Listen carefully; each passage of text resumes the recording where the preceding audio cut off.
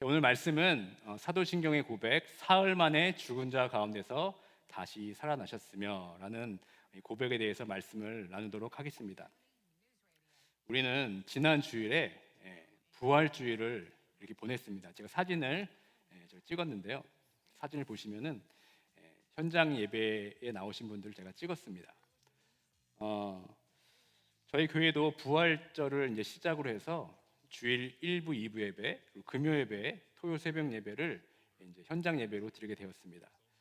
개인적으로 부활주일을 준비하면서 얼마나 많은 분들이 이 현장 예배에 나오실까 기대 반, 걱정 반 했는데요. 정말 많은 분들이 나오셔서 부활의 기쁨을 함께 나누는 귀한 시간을 보냈습니다. 작년 3월부터 시작한 이 코로나 팬데믹 이후로 가장 많은 성도분들이 나와서 함께 예배를 드리니 얼마나 기쁜지 모르겠습니다. 이 코로나 팬데믹으로 인한 우리의 삶 가운데 정말 어둡고 또 가라앉고 또 힘든 이 시기에 이 부활의 소망과 기쁨이 얼마나 간절한 때임을 다시 한번 이 부활주를 지나면서 그런 고백을 하게 됩니다. 그런데 늘 부활절을 보내고 나면 늘 마음 한켠에는 이런 생각이 듭니다.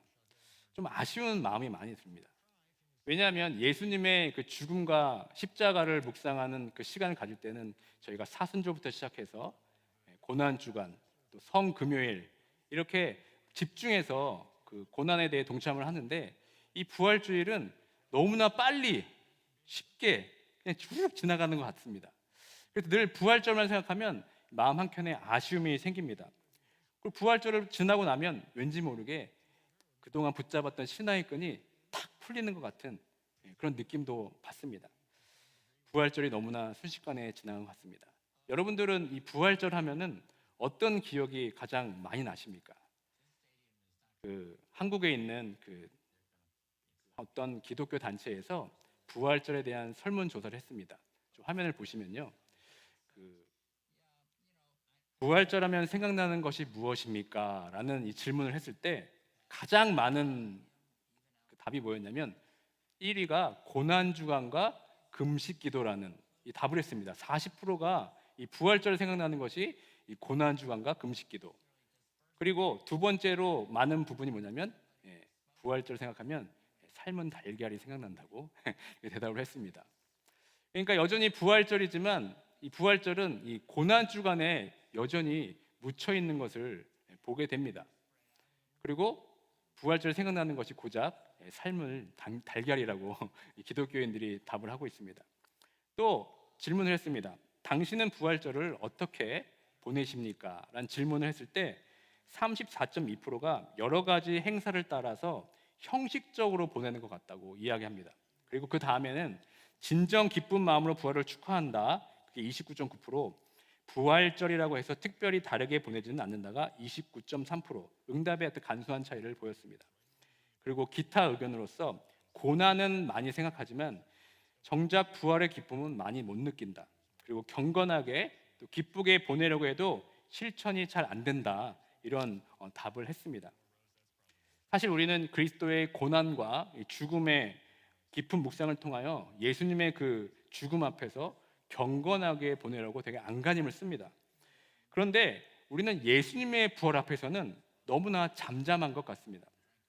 오히려 이 성탄절과 함께 이 교회력에서 가장 중요한 이 부활절에 정말 그 의미를 우리가 잘 새기지 못하고 곱씹지 못하고 그냥 지나가는 경향이 있는 것 같습니다. 그래서 부활절 이후에 우리는 어디로 가야 할지 이 신앙의 구심점마저 흔들리는 것을 볼 수 있습니다. 그래서 오늘 이 사도신경의 고백을 통하여서 사흘 만에 죽은 자 가운데서 다시 살아나셨으며 이 고백을 통해 우리는 다시 한번 예수님의 부활이 어떤 의미인지 또 이 부활의 신앙을 가지고 어떻게 살아야 하는지 이것에 대해서 한번 살펴보도록 하겠습니다. 먼저 이 사흘 만에라는 고백입니다. 이 사흘 만에라는 것은 즉 3일, 그러니까 만 3일, 72시간으로 이해할 수 있는데 사실은 그렇지 않습니다. 예수님은 금요일 오후에 죽으셔서 일요일 새벽에 다시 살아나셨습니다. 그러니까 정확하게 말하면 72시간 만에 살아나신 것이 아니라 이 3일째 되는 날에 다시 살아나신 겁니다. 그러니까 왜냐하면 유대인들은 하루 중 어떤 부분이라도 하루로 환산했기 때문입니다. 그래서 3일 만에라고 할 때는 하루 중 사망하신 날과 부활하신 날을 포함해서 계산한 것입니다. 이 부활을 기점으로 해서 가장 크게 바뀐 것이 있다면 바로 안식일의 변화입니다. 예전에는 안식일이 토요일이 안식일이었습니다. 그런데 우리가 믿는 이 기독교는 부활 이후에는 예수님이 부활하신 일요일을 안식일로 지키고 있습니다. 그러니까 이 사실을 통해 우리는 무엇을 알 수 있습니까? 그러니까 우리는 부활절만 예수님의 부활을 기념하는 것이 아니라 매 주일이 예수님께서 죽은 자 가운데서 다시 살아나셨음을 예배를 통해 기념하고 있는 겁니다. 그러니까 절기로서는 1년에 한 번 시간으로 부활절을 지키고 있지만 사실 그 부활절 절기가 매 주일 예배 때마다 다시 기념되고 있음을 우리는 기억해야 됩니다. 그래서 우리는 매 주일 예배 때마다 이 부활의 감격에 대해서 하나님께 영광을 돌리고 찬양을 올려드리는 겁니다. 그래서 부활절 절기는 지난 주일로 끝이 났지만 사실은 매 주일이 부활 주일임을 여러분 기억해 주시고 그 매 주일 예배 때마다 이 부활의 기쁨과 소망을 누리시는 모든 성도분들이 되시길 주님의 이름으로 축원드립니다. 이 두 번째는 다시 살아나셨으며의 고백입니다. 다시 살아나셨다 이 고백은 십자가에서 못 박히시고 죽으시고 장사되셨던 예수님께서 더 이상 죽음에 머물러 계시지 않으시고 다시 살아나셨다는 이 고백입니다. 예수님께서는 죽으셨다가 사흘 만에 다시 살아나셨습니다. 그러니까 부활하셨습니다. 그러니까 여러분들은 이 부활의 사실을 진정으로 믿고 계십니까? 혹시 이 부활에 대해 어떤 의심도 갖고 있지 않습니까? 그렇다면 여러분들은 그 모든 것을 버리고 예수님을 따랐던 이 제자들보다 훨씬 더 믿음이 좋으신 것입니다.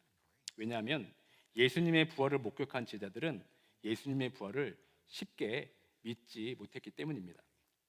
분명 우리들은 예수님의 제자들보다 믿음이 연약한 것 같은데 유독 예수님의 부활에 관해서는 이 제자들보다 더 쉽게 잘 믿는 것 같습니다. 그렇다면 왜 우리들은 예수님의 그 부활을 잘 믿는 이유가 무엇일까요? 그것은 예수님의 그 인성보다도 예수님의 신성을 더 중요시 여기기 때문 아닐까요? 그러니까 제자들에게 보인 예수님은 육신의 옷을 입고 인간으로 이 땅에 오신 예수님이셨습니다.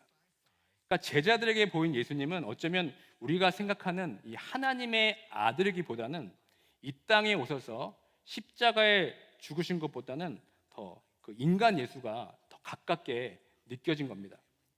그래서 제자들이 바라보는 예수님은 하나님의 아들이라는 어떤 그 신성의 개념보다도 인간 예수로 더 가깝게 느끼게 된 겁니다. 그러니까 우리들은 인간 예수를 바라보기보다는 이 하나님의 아들이라는 신성의 입장에서 바라보기 때문에 이 부활을 더 쉽게 믿는 경향이 있습니다. 그러나 이 부활은 예수님의 신성이 아니라 예수님의 인성에 드러난 이 역사적인 예수를 조명해서 부활과 영생을 믿을 때 참 의미가 있는 겁니다. 그러니까 예수님의 하나님의 아들이니까 그분의 부활을 당연한 것을 여긴다면 예수님의 부활을 믿는 것은 어쩌면 더 쉬울지도 모르겠습니다. 그러나 우리가 믿고 고백하는 이 부활은 이 땅에 오셔서 완전한 인간으로 사셨던 그 예수님의 부활을 믿는 겁니다. 그러니까 이 시간 한번 이러한 관점으로 예수님의 부활을 한번 생각해 보도록 하겠습니다. 예수님의 부활을 그냥 맹목적인 신앙의 관점이 아니라 역사적 사실로 한번 예수님의 부활을 한번 조명해 보도록 하겠습니다. 그 서양의 철학사의 대부분 무엇이 있었는가에 대한 질문으로 시작됩니다. 이것을 우리는 존재론이라 부르는데요. 그러니까 우리는 사실이다, 아니다 이 말을 쉽게 하지만 이 학문적으로는 그렇게 간단한 이야기가 아닙니다. 그러니까 어떤 사실을 객관적 사실로 밝히기 위해서는 여러 가지 조건이 필요합니다. 예를 들면 여기에 리모컨이 있습니다. 이것은 관찰이 가능합니다. 색깔과 무게, 크기 등 반복적으로 관찰이 가능한 것을 바로 우리는 객관적인 사실이라고 부릅니다. 그래서 이거를 반복해서 관찰하게 되면은 계량해서 수치로까지 나타낼 수 있습니다. 이것을 우리는 객관적 사실이라고 부릅니다. 그렇다면 다른 한편으로는 주관적 사실도 있습니다. 예를 들어 보겠습니다. 저희 교회에 A라는 집사님이 계시는데 이분이 이렇게 이야기합니다. 나는 가지나 장로교회를 너무나 사랑합니다. 이렇게 이야기를 했습니다. 그러면 이분이 말씀하신 것은 객관적 사실입니까? 주관적 사실입니까? 이것은 주관적 사실입니다. 왜냐하면 그것을 관찰할 수 없기 때문이죠. 그것을 계량화해 가지고 수치로 나타낼 수 있어야 되는데 그렇지 않기 때문에 이것은 주관적 사실이라고 우리가 부릅니다. 그런데 그분의 삶을 가만히 관찰해 보니까 말만 하는 것이 아니라 실제로 그분의 시간과 정성을 다하여서 교회를 열심히 섬기는 것을 우리가 보게 되었습니다. 그래서 그분의 말과 행동을 통해서 우리는 어떻게 생각합니까? 아, 저분이 말만 하는 것이 아니구나. 정말 교회를 사랑하는구나. 이렇게 생각을 하게 됩니다. 그러면 우리는 그 집사님께서 이 말한 것을 이제는 이 상호 주관적인 사실로 받아들이게 됩니다. 그러니까 그분이 주관적으로 이야기한 것을 자신의 삶으로 보여줌을 통해서 우리는 그 말이 사실임을 알게 됩니다. 이것이 바로 상호 주관적 사실이라고 우리가 부르게 됩니다.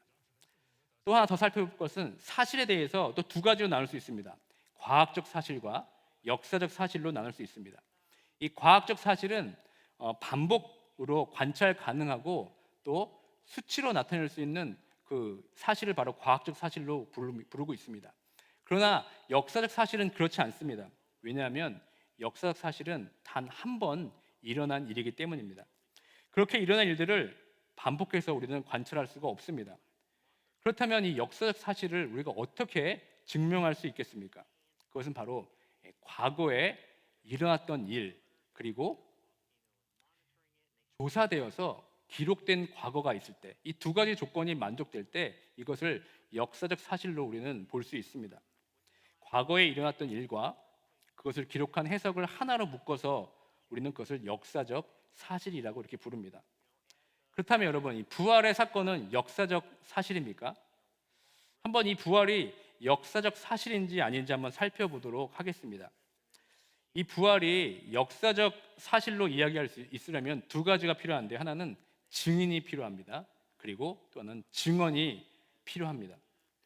그 사건을 목격한 사람이 나는 그것을 보았다라는 그 증언이 구체적으로 남아 있어야 합니다. 그렇다면 이 부활을 목격한 증언에 대한 기록이 무엇입니까? 바로 신약 성경이 바로 그 부활에 대한 증언과 증인의 기록입니다. 이 신약 성경이 만약에 없었다면 예수님의 부활을 우리가 증거할 수도 없고 증인으로 채택된 이야기들을 우리가 나눌 수가 없습니다.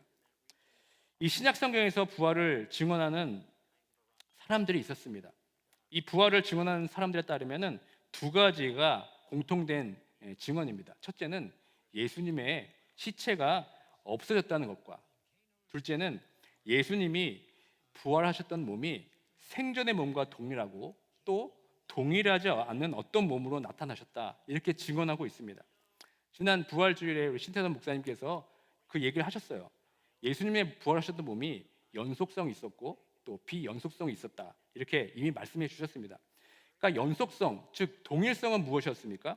부활 전이나 그 후가 동일한 겁니다. 스스로 부활한 분이 나는 예수님이다 이렇게 말했을 때 제자들이 예수님을 알아보았습니다. 그런데 어떤 부분들은 비연속성의 모습으로 나타났습니다. 즉 예전의 모습과 동일하지가 않았습니다. 예를 들면 벽이 다 가로막혀 있고 문이 닫혀 있는데 예수님께서 그 문을 통과해서 들어오십니다.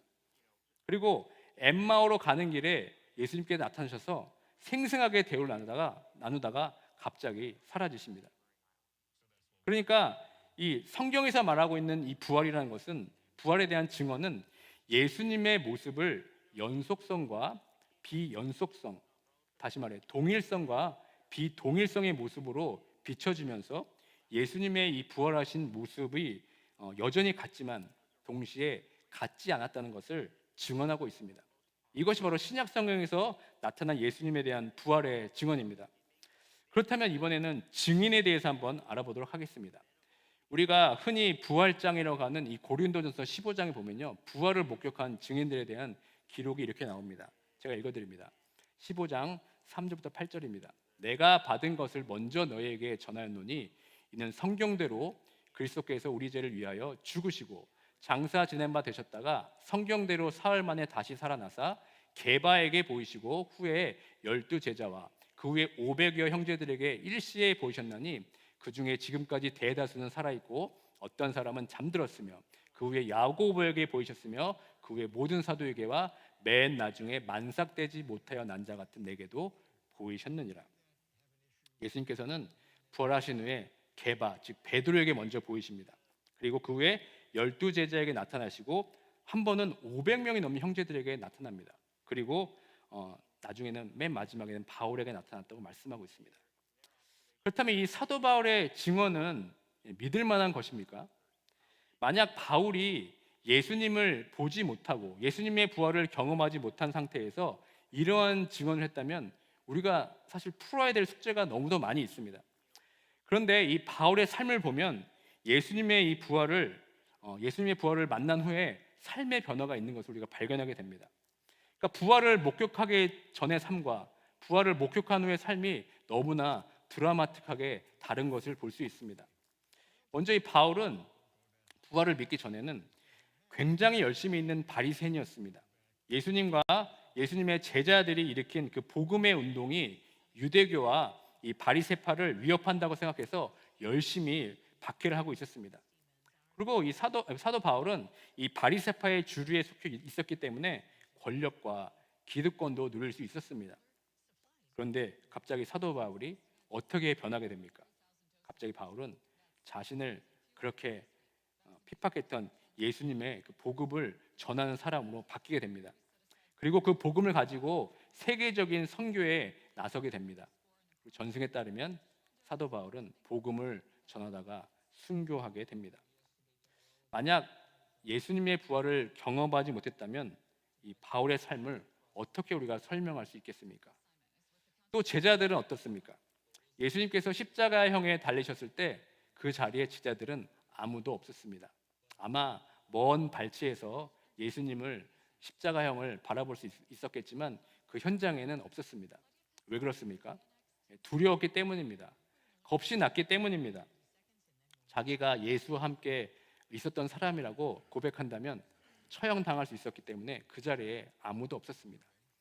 그런데 이 제자들이 예수님의 부활을 목격한 후에는 어떻게 변합니까? 예수님께서 사형당하셨던 그 예루살렘 성으로 들어가서 예수님께서 부활하셨다고 그 복음을 전하게 됩니다.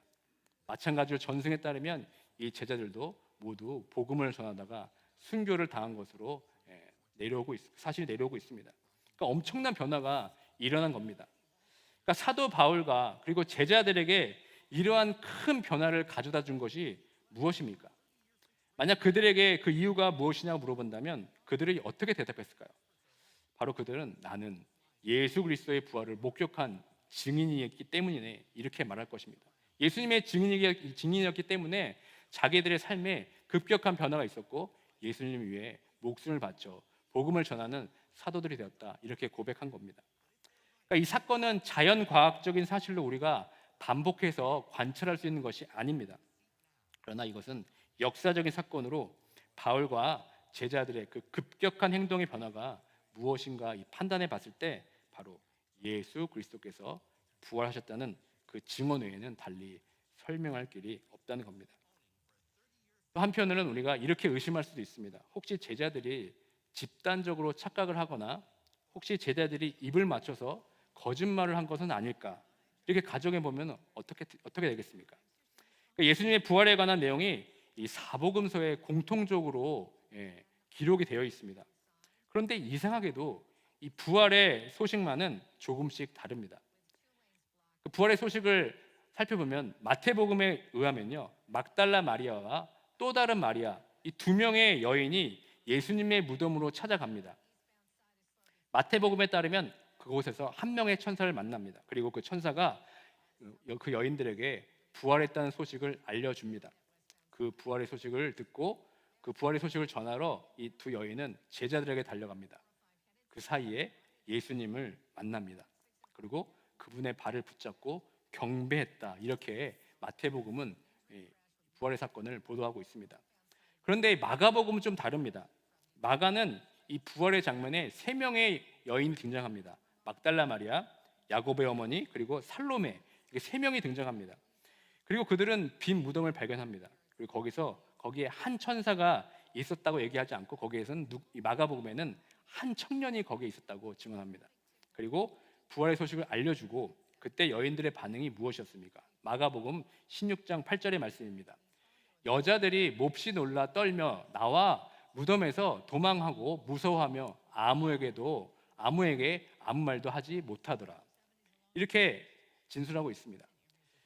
사실 마가복음의 원본을 살펴보면요, 이 마가복음은 오늘 방금 읽은 말씀 16장 8절로 끝이 납니다. 마가복음을 보면요, 마가복음 16장 8절 이후에는 이렇게 꺽쇠가 있습니다. 그래서 나중에 삽입되어 있음을 밝히고 있습니다. 그래서 많은 신학자들이 대부분 이 16장 8절 이후에 나오는 그 말씀들은 대부분 후대에 삽입되었다고 공통적으로 의견을 보고 있습니다. 그러니까 실제 마가복음의 원본에 보면요, 이 여인들이 예수님의 부활을 직접 목격한 걸로 되어 있지 않습니다. 약간 이렇게 미스테리하게 끝나는 것이 바로 마가복음의 부활의 목격담입니다. 또 누가복음은 어떻습니까? 누가복음은 세 명이긴 한데 이 세 명의 여인이 막달라 마리아와 야곱의 어머니는 같지만 살로메 대신 요한나가 증인으로 등장합니다. 그리고 빈 무덤을 발견하는데 아주 화려한 옷을 입은 두 남자를 거기서 만나게 됩니다. 그리고 돌아가서 제자들에게 부활의 소식을 알려줍니다. 그래서 누가복음의 예수님의 부활을 처음으로 목격한 것은 여인들이 아니라 바로 엠마오로 가는 제자들이었습니다. 그러니까 마태복음에서는 예수님의 부활을 목격한 사람들이 여인들인데 누가복음에는 엠마오로 가는 두 남자 제자로 되어 있습니다. 그리고 요한복음은 또 달라집니다.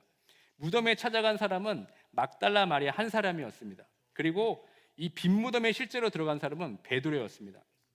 베드로가 돌아간 후에 마리아가 혼자 남아서 무덤 밖에서 울다가 흰옷 입은 천사를 만납니다. 그리고 그 후에 그곳에서 예수님을 만납니다. 그때 예수님이 이렇게 말씀하십니다. 내가 아직 아버지께 돌아가지 못했으니 내 몸에 손을 대지 말라. 이렇게 이야기합니다. 그러니까 이처럼 사복음서에 등장하는 예수님의 그 부활의 모습이 다 다릅니다. 이 사복음서의 이 부활에 관한 모든 이야기를 접하게 되면 어떤 생각이 드십니까? 너무 신뢰성이 떨어지는 건 아닌가, 이런 생각이 혹시 들고 계십니까? 그런데 이것이야말로 이 부활의 이야기가 진실이라는 것을 보여주는 증거입니다. 왜냐하면 역사학자들이 공통적으로 인지하고 있는 것이 뭐냐면 어떤 충격적인 사건, 그러니까 일상적인 사건이 아니라 예외적이고 압도하는 사건을 만났을 때 이 정상적인 상황과 달리 기억을 세세하게 하는 것이 아니라 굉장히 중요한 사건의 핵심만 기억하고 집중하게 된다고 합니다. 그래서 세부적인 사항이 다 다르게 보인다는 겁니다. 그러니까 사람들이 받은 이 심리적 충격 때문에 세세한 기억이 달라지게 된다고 이야기하고 있습니다.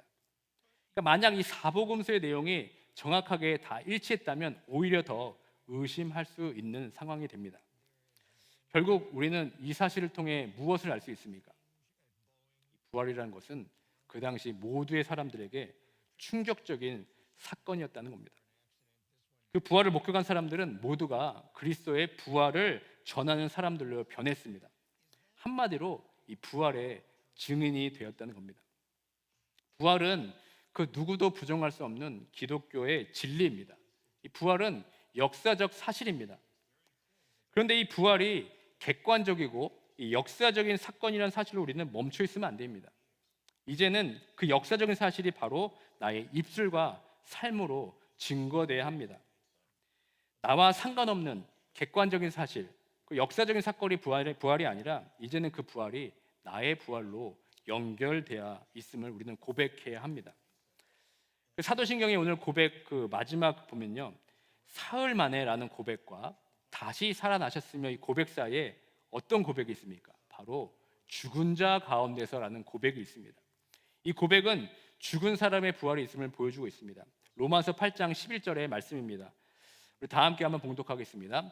예수를 죽은 자 가운데서 살리신 이의 영이 너희 안에 거하시면 그리스도 예수를 죽은 자 가운데서 살리신 이가 너희 안에 거하시는 그의 영으로 말미암아 너의 죽을 몸도 살리시리라.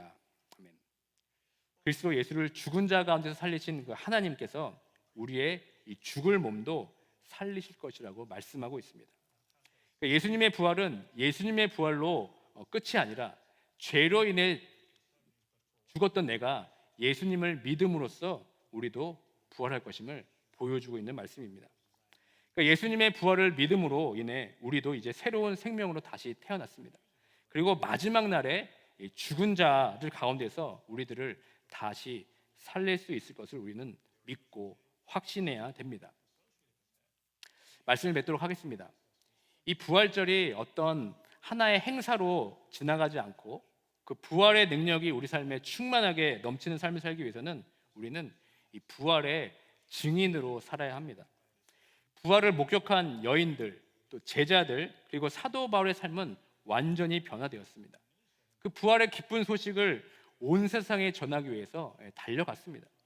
자신의 목숨을 버리면서까지 그 부활의 소식을 전하는 이 복음의 사람들이 되었습니다. 그렇다면 우리는 어떻습니까? 다시 한번 우리 삶을 돌아보길 원합니다. 나는 과연 부활의 이 증인의 삶을 살고 있는가? 아니면 그 부활의 주변인처럼 살고 있는가? 우리 삶을 한번 돌아보길 원합니다. 우리가 예수님의 그 부활의 증인이라면 예수님께서 죽으시고 다시 살아나셨다는 그 역사적 사실을 믿는 것으로 멈춰 있으면 안 됩니다. 그 부활의 기쁜 소식을 전하기 위해 온 세상으로 우리는 달려나가야 합니다. 그래서 우리의 정체성은 무엇입니까? 바로 우리는 부활의 증인이라는 겁니다. 우리 옆에 사람과 한번 이렇게 고백하면 좋겠습니다. 우리는 부활의 증인입니다. 다시 한번 고백해볼까요? 우리는 부활의 증인입니다. 아멘. 이제는 우리는 그 부활의 기쁨을 전하는 부활의 증인들로 살아야 합니다. 그러기 위해서는 그 부활의 기쁨이 내 안에 먼저 흘러 넘쳐야 됩니다. 부활 절기에만 부활을 기념하는 것이 아니라 우리가 매주일 드리는 예배를 통하여서 예수님께서 나를 죽으시고 나를 위해 다시 사셨다는 그 부활의 기쁨과 감격이 살아나야 될 줄 믿습니다. 그리고 그 부활의 기쁨과 소망이 우리 입술로만 전하는 것이 아니라 우리 삶을 통해서 드러나야 합니다. 예수님의 부활이 나의 부활이고 나의 생명이라는 고백이 입술에서 이제는 우리의 삶으로 비춰져야 합니다. 그것은 나만의 어떤 주관적인 사실로 끝나는 것이 아니라 세상이 우리 삶을 보면서 아, 부활의 삶이 바로 저런 것이구나 감탄하는 우리 삶이 되어야 될 줄 믿습니다. 이것이 바로 부활의 증인의 삶입니다. 오늘 이 사도신경의 고백을 통해서 예수님의 부활이 나의 부활임을 믿고 내가 듣고 보고 경험한 이 부활의 감격과 기쁜 소식을 나만 누리는 것이 아니라 이 세상에 외치며 부활의 증인들로 살아나가시는 모두가 되길 주님의 이름으로 축원드립니다. 아멘.